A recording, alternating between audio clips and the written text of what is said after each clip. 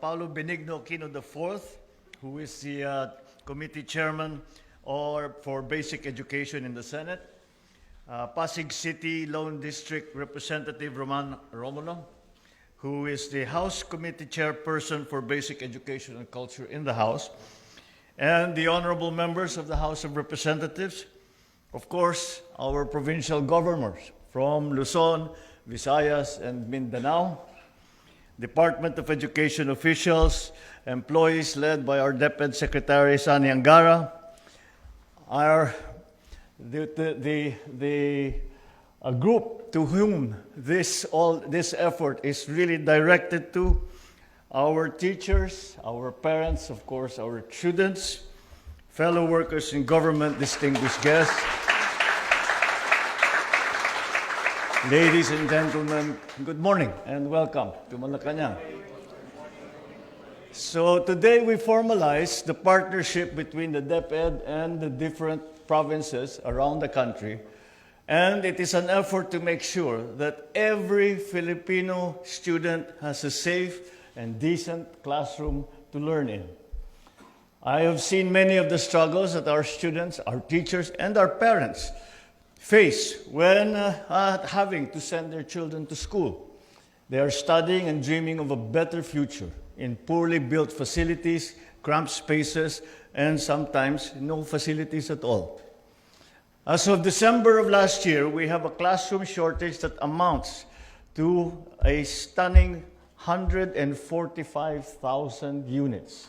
How we have allowed this to become such a bad situation, I cannot understand. Dahil sa kakulangan ng silid-aralan, gumagawa tayo ng ilang shift na pasok para sa mga estudyante. Kaya yung iba madaling araw nang papasok at yung iba naman gabing-gabi na. At saka pa lang lalabas sa eskwela. Nandyan na rin ay mga mag-aaral na nagkaklase sa mga basketball court o kuminsan sa ilalim lang ng puno. And this is the gap that we must address urgently. It is the reason why this administration has been finding all kinds of alternative ways that we can immediately close this yawning gap. Because we cannot wait another 5 or 10 years to ensure that every student has a comfortable classroom. So we have initiated this partnership with the local government units. That is one of our strategies. We are changing the system because the process that we have now is much too slow. With this initiative, we can take a big bite out of that gap. And under this partnership, the DepEd will set technical standards, provide designs, and supply the funding for these classrooms. On the other hand, the LGUs will take the lead in their procurement and actual construction. Ang kakaiba nito, yung mga governor, naintindihan nila ito.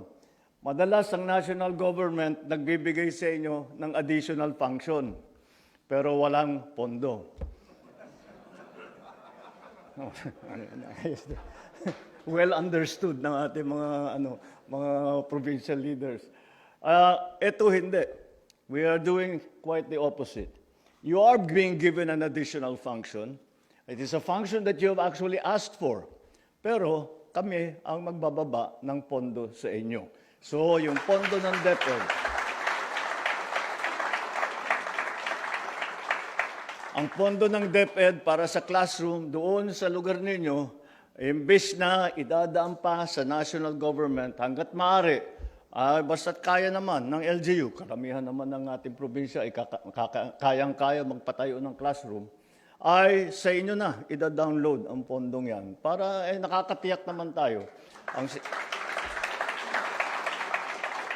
Ang sabi ko nga sa kanila, sa lahat, sabi ko, paano yan? Baka magka-problema ulit sa ghost project at saka sa substandard.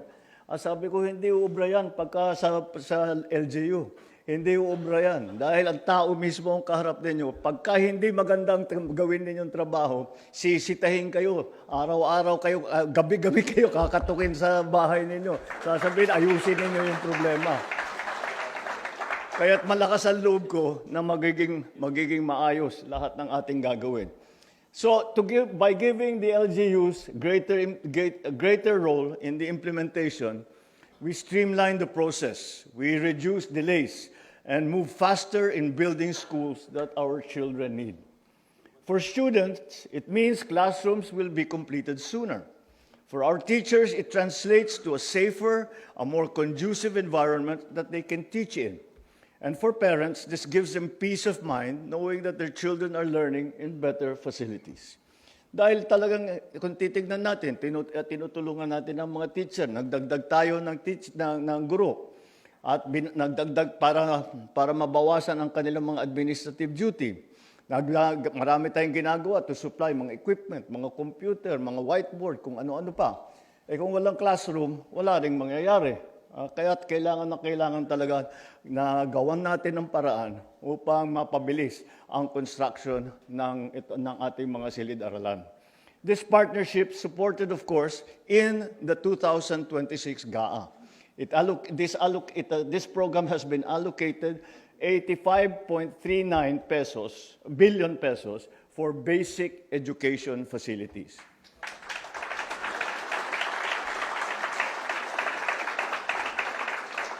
Through this MOA, we are ensuring that these funds translate into tangible results through a strict performance-based framework. More importantly, there will be no final turnover without a written validation from the DepEd to confirm that the project meets our standards. Ladies and gentlemen, we must practice full transparency in implementing this MOA, or any government project for that matter.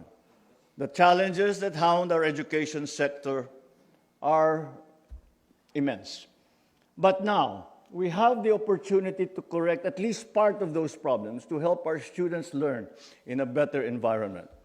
So the first tranche of the nationwide classroom construction program, we have programmed 9.6 billion pesos for this new program. And of this fund, 4.1 billion pesos is allocated for our provincial governments for the construction of approximately 1,200 classrooms.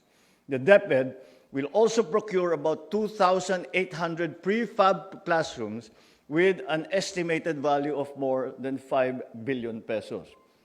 In total, the first tranche will deliver 4,000 new classrooms nationwide, which we hope will directly improve the daily learning and teaching experience. The DepEd is also working on PPP partnership schemes to help build the classrooms that we need to bring us closer to bridging this gap. Ngunit, upang maihanda ang ating mga mag-aaral sa hamon ng mundo, kailangan din natin pagtuunan ng pansin ang pagkakaroon ng sapat na koneksyon ng internet sa ating mga paaralan. Sa kasalukuyan, halos 34,000 pampublikong paaralan na may connectivity na sa internet. Ganun pa man, meron pa rin mga paaralang wala ring koneksyon at mayroong ding umaasa lamang sa mobile data. Hangad natin makonekta ang mahigit 14,000 paaralan, kabilang ang mga unserved at saka underserved schools, lalo na sa mga malalayong lugar. Kasabay ng pagbubuti ng ating mga pasilidad at koneksyon sa internet, pinapalakas din natin ang mga learning recovery program para sa ating mag-aaral. Sa ilalim ng ARAL program, nakikita na natin ang pagbuti ng kakayahan sa pagbasa at pagkatuto ng mga bata. Kaya pinapalawak pa natin ito. It's only the beginning. We will continue to provide all the support that our children need. Mga kababayan, naniniwala ako na kapag nagtutulungan ang pambansang pamahalaan at ang lokal na pamahalaan, mas malinaw, mas mabilis, at mas ramdam ng mamamayan ang resulta, lalong-lalo na sa edukasyon. And that is why I have pledged that for the remainder of this administration, we will prioritize, first priority will be education.